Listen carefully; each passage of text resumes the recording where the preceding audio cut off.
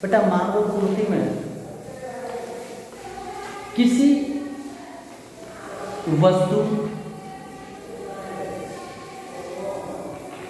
की बाजार में जब कमी आती है तो वो उसकी मांग कहलाती है और उस कमी को पूरा करना उसकी पूर्ति कहलाती है। जब हम जो कमी है उस कमी को पूरा करेंगे तो वो उसकी क्या कहलाएगी?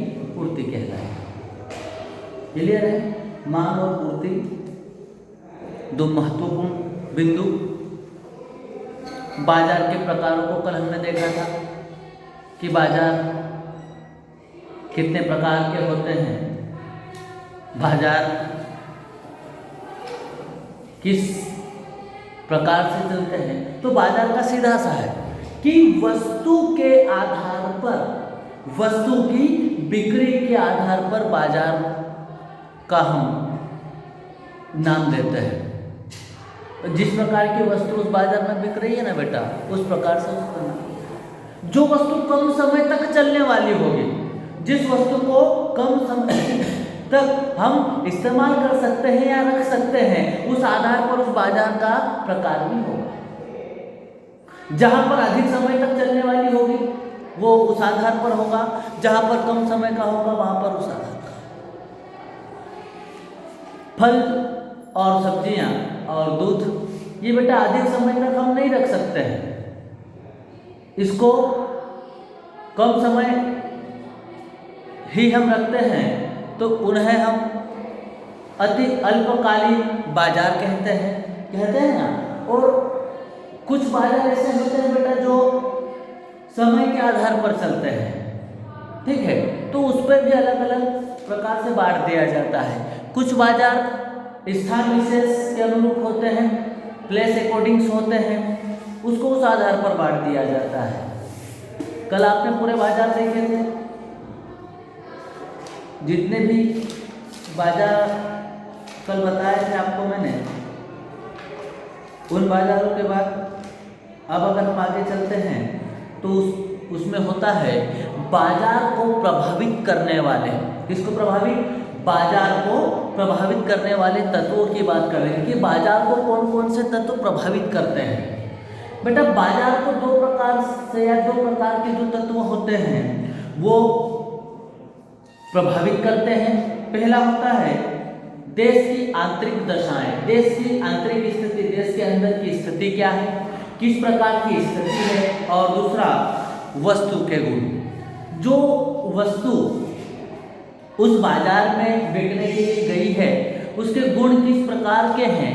ये दो प्रकार की बातें बाजार को प्रभावित करने में महत्वपूर्ण भूमिका निभाती है। देश की आंतरिक दशाओं की बात करूं मैं तो इसमें सबसे पहला होता है देश में शांति, सुरक्षा एवं विश्वास। किस प्रकार से बाजार में उस देश का बाजार जहां शांति होगी, सुरक्षा होगी, बाजार भी बड़ा अच्छा होगा। साथ ही साथ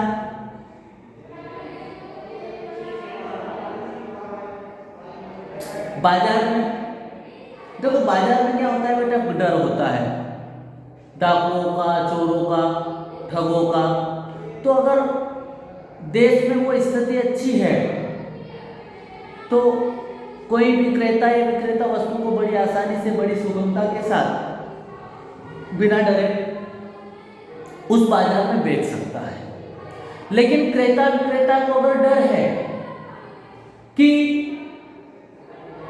मैं जिस बाजार में वस्तु को बेचने के लिए ले जा रहा हूं वहां हो सकता है मेरे साथ ठगी हो, मिथ हो जाए,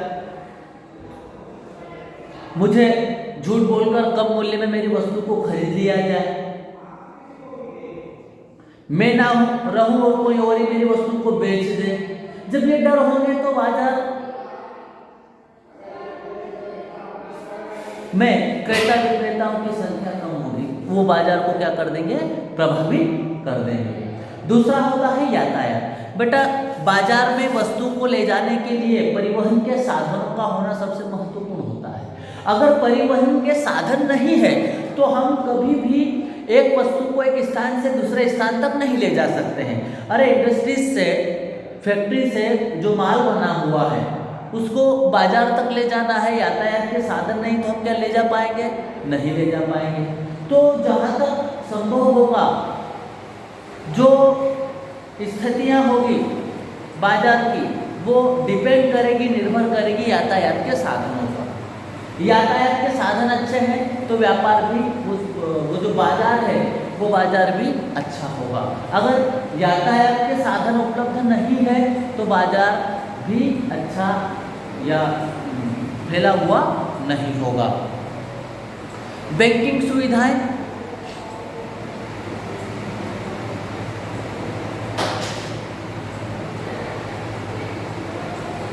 देखो बेटा बैंकिंग सुविधाएं भी महत्वपूर्ण भूमिका निभाती है, क्योंकि वस्तु खरीदने के लिए जो फुटकर होते हैं वो जो थोक होते हैं वो आज अधिकांश क्या होता है जो साख होती है उसके आधार पर ही इनको क्या दिया जाता है, वस्तु दी जाती है।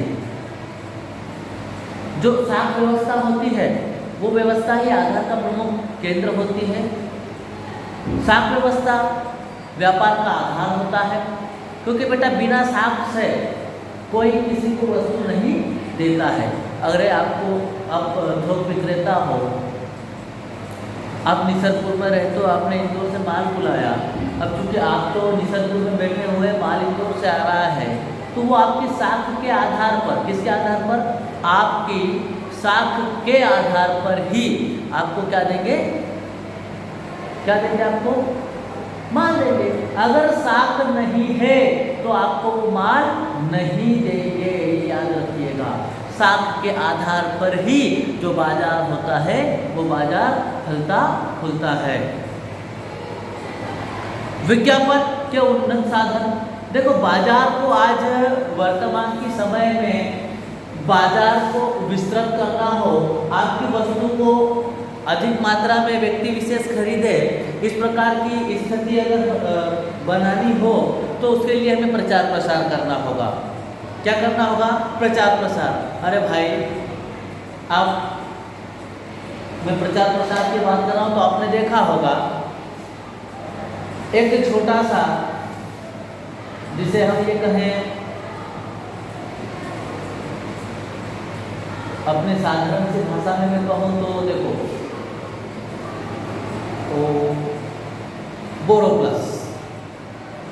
बोरोप्लस मार्केट में बिकता कब है? कब बिकता है? जब उसका प्रचार प्रसार होता है। अमिताभ बच्चन, करीना कपूर आते हैं, वो 5 रुपये वाला बोरोप्लस लाते हैं, फटी एडियो का टाइटल आता है, क्या दूल्हे के साथियों ऐसा कुछ सॉन्ग आता है। तो वो जो प्रचार प्रसार हुआ है, वो जो टाइटल हुआ है, उस टाइटल को देखकर ही वस्तु की जो डिमांड है, जो मांग है, वो अपने आप क्या हो जाती है? बढ़ जाती है। अगर हम प्रचार प्रसार नहीं करेंगे तो लोगों को पता थोड़ी। स्प्राइट बुझाए प्यास, हम देखते हैं टाइटल तो स्प्राइट, हाँ कि नहीं होता है? टाइटल चलता है कि नहीं चलता है? बिना टाइटल से हम किसी वस्तु को खरीदते हैं। बेटा आकर्षण जो होता है वो महत्वपूर्ण भूमिका निभाता है कि बिना टाइटल से, बिना प्रचार प्रसार से, बिना विज्ञापन से बाजार को हम मजबूती प्रदान नहीं कर सकते हैं। किसी भी भारत ले लो या दूसरे देश में ले लो, प्रचार प्रसार होता है, हर चीज का प्रचार प्रसार होता है। आपने देखा होगा कि डेटॉल का प्रचार प्रसार हुआ।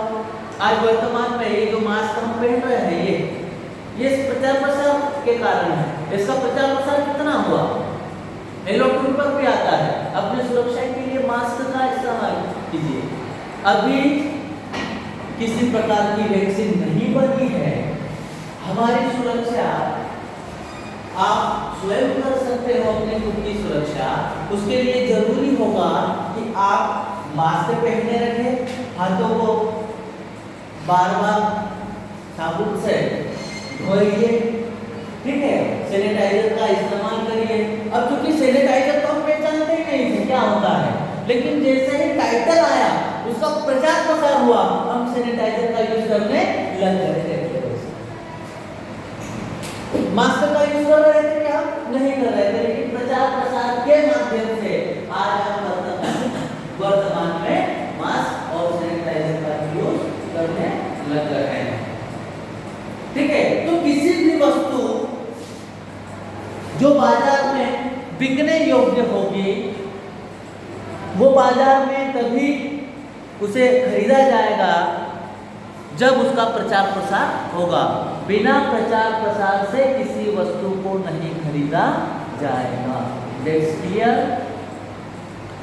फिर है सरकार की व्यापारिक नीतियां। बेटा गवर्नमेंट ऑफ इंडिया जो होती है ना, चाहे कोई भी देश हो, वहाँ की जो पॉलिसीज होगी, मार्केट बेस्ड पॉलिसीज, वो भी बाजार को प्रभावित कर सकती है।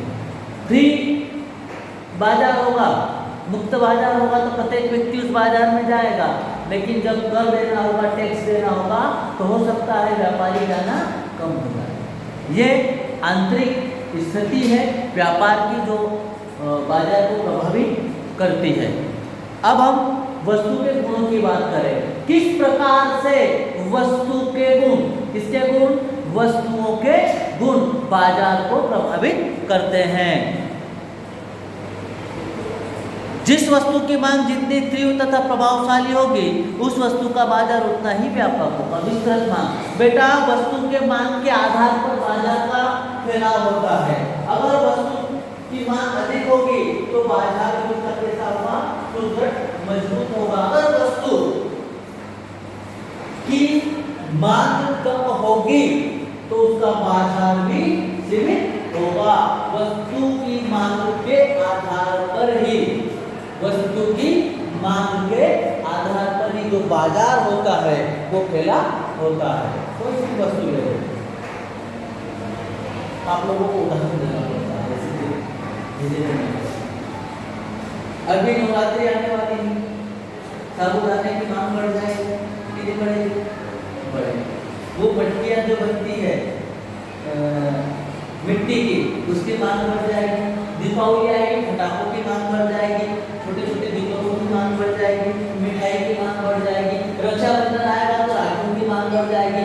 तो जब जब जिस वस्तु की मांग में वृद्धि होगी, बाजार में उसका कैसा होगा? सुदृढ़ होगा, फैला हुआ होगा। देख लो, रक्षाबंधन में हर दुकान पर राखियां दिखेंगी, दीपावली पर हर दुकान पर पटाखे दिखेंगे। बाजार क्या हो गया? मांग के आधार पर बाजार में फैलाव भी आ गया।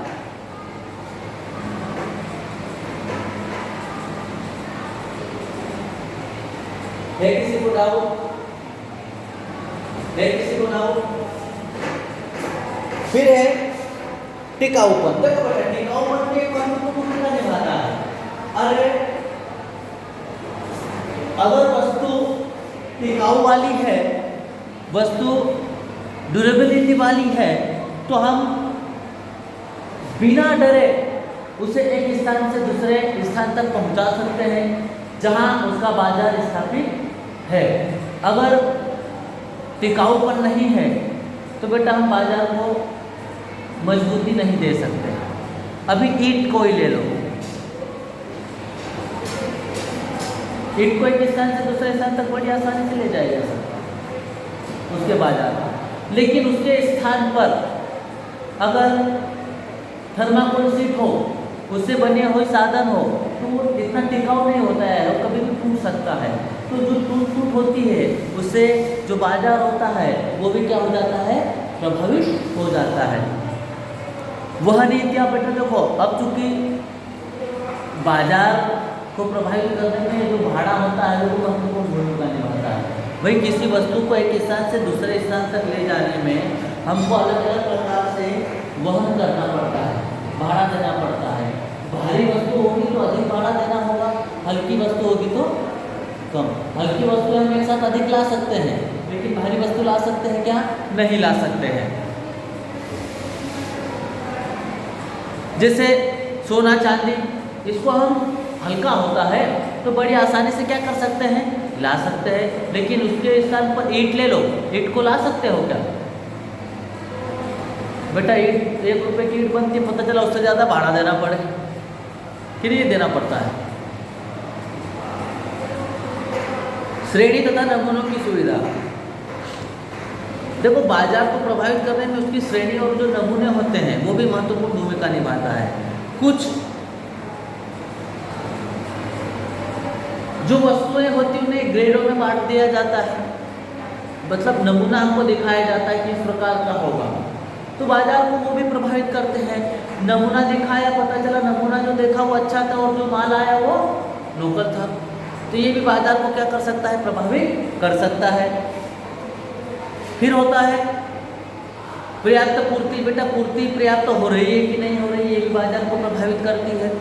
मूल्य में स्थिरता, मूल्य स्थिर है कि नहीं, ये भी प्रभावित करता है। स्थापन्य वस्तु, ये भी प्रभावित करते हैं। और पूरक वस्तुएं, ये भी व्यापार को क्या करता है, प्रभावित करता है। विशिष्ट वस्तुएं,